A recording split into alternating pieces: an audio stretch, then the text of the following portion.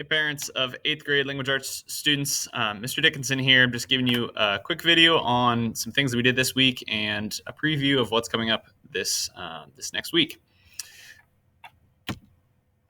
So this week we focused on a short kind of introduction unit called Maintaining an Independent Reading Life.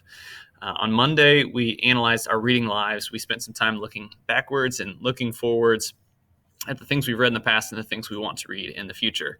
This is a great way to get the year kicked off because it helps kids to realize all the awesome things that they have read in the past and all the amazing things that they've learned from those books. And then it helps them to set some goals moving forward. And that those goals are a great starting point for us because it helps us to just know what genres they like, to know what ways we can challenge ourselves and know what ways we can grow in terms of like specific skills and strategies when it comes to reading. On Tuesday, we set some goals again. We tracked our reading by using a website called Goodreads.com. I'll share more about that in a little bit. But Goodreads allows them to do lots of things and to develop really personal and independent reading lives, which is the goal of 8th grade, the goal of this unit specifically. Wednesday, we looked at some online resources to find some great books, including things like award-winning lists and some online sources where they can actually check things out, like the Council Bluffs Public Library, even the middle school library website as well. On Thursday, we took a Lexia pre-assessment. Lexia is the software tool we're going to be using to work on comprehension and grammar skills. And so they've used it a little bit in the past if they've been at Lewis Central for a while. But that pre-assessment is going to help them to get a good start and help us to figure out where they're at moving into the year. We do a lot of data collection here at the beginning. You'll see that when it comes to next week. It's unfortunate we kind of have to throw a lot at them here at the beginning. It might feel a little bit boring to them, but it's important that we know where they're at the start so we know how to challenge them moving forward. Thursday, we didn't have quite as much time to talk about maintaining our independent reading lives, but we did talk about writing reviews for books that they enjoyed or maybe didn't enjoy also on Goodreads.com again. Of course, we don't have school today. When I'm recording this video, we don't have school on Monday for Labor Day. But on Tuesday, we're going to take a memoir pre-assessment. Memoir is our first writing unit of the school year. And so we're going to be digging into not only writing our own memoirs, but reading some memoirs from other people as well. It's a really fun way to start because kids love to talk about themselves, and it's just really powerful to reflect back and see the ways that we've grown from the experiences we've had.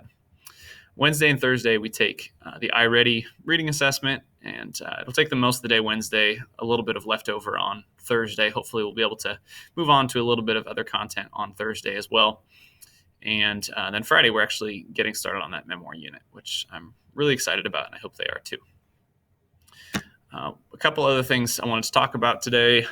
Google Classroom, if you haven't already gotten connected to that, then definitely let me know, because Google Classroom is the primary way that I communicate information to students and also to parents. So make sure that you were logged on there. You should be able to keep up with what students are turning in or not turning in. It's a great place for that. Goodreads.com is the website that I mentioned we used a lot this week. You can check in on that with your student. They can get the app on their phone. They can also just use it on their desktop as well. It works as kind of a social media site for readers. There aren't a lot of uses for it besides just updating what you're reading, and so I consider it to be very safe. But they do have the ability to add other people outside of our school. So feel free to continue to monitor that. I monitor it as well in the classroom, and I teach them very specifically how to use it appropriately. But it's a great way for them to create goals for themselves and to keep a long list of things they've read. I wish I had it when I was their age, because I've forgotten a lot of the books that I read in elementary or middle school, and I think it'll be really interesting for them someday to be able to reflect back and see all the different things that they've read and learned through school. I use it myself, and so I model that for them as well. PowerSchool is the next thing. I have added one thing to PowerSchool already. That was a letter that I had students write to me on that first day of school.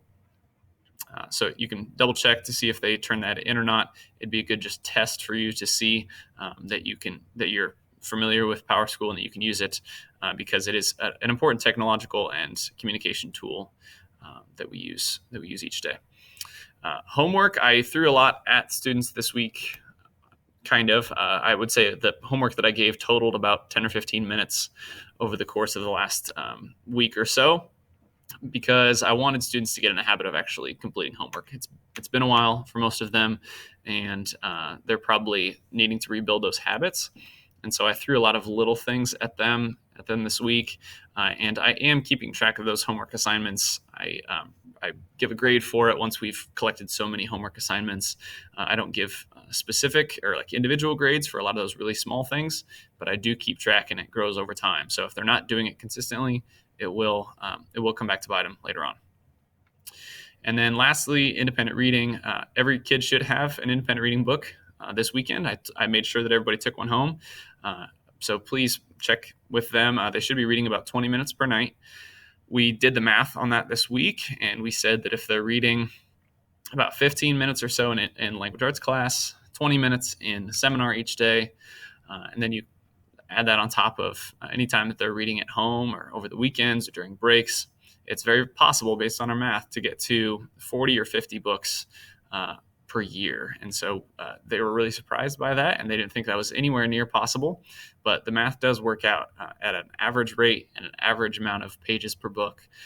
And so definitely hold them to a high standard when it comes to their independent reading. Even if they don't love reading, they should be setting a high bar for themselves. And if we both hold them to that, I'm sure they'll be able to accomplish amazing things. In the classroom, we have a chain developing. Each time they finish a book, they fill out a slip of construction paper, and they write the title of that book and their name on it. And we add that as a link to a chain here in the classroom.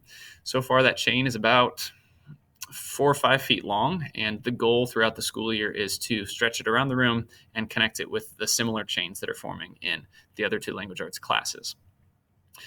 So you can always ask them to, how long is the chain right now, and have you been able to add to it lately? All right. Well, that's all I have for you today. If you have any questions or concerns, please let me know. I'd be glad to answer those. Otherwise, it's been a really good first week and a half. The students have been well behaved. They've worn masks appropriately. They've stayed appropriately distanced. All those things that we were kind of anxious about, and it seems like they're very excited to get started this year and to dig into some content. So, thank you for that. All right, have a good weekend.